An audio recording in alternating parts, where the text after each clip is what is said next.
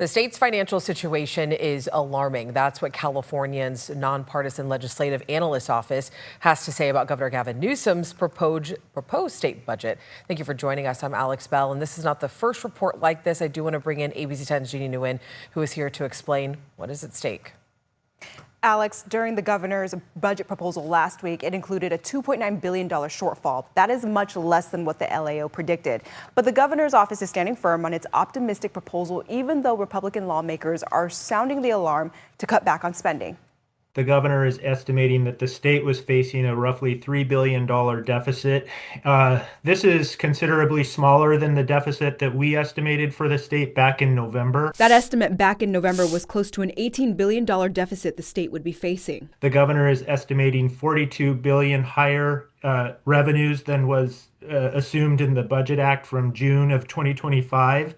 Our office estimates that revenues are up, but only by about $11 billion. Gabe Pettick with the nonpartisan legislative analysts office says the governor's budget acknowledged potential risks to the stock market that could impact the budget, but did not take that into consideration when making this proposal.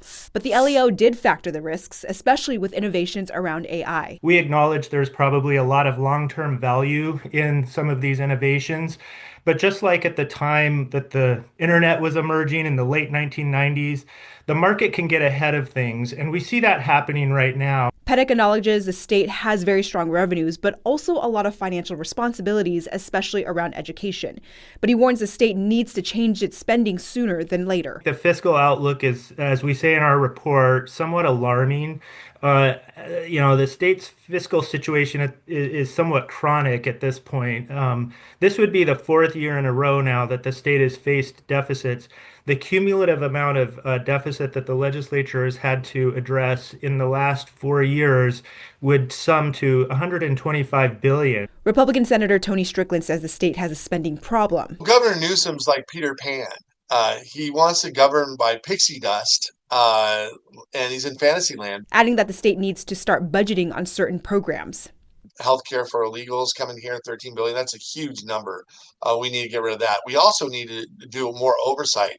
I wish we had a more active state controller. A spokesperson for the Department of Finance tells ABC 10 that it respectfully disagrees with the LAO's predictions, adding that the governor's budget is built on modest below average revenue growth, and it includes $23 billion in combined reserves to protect against volatility.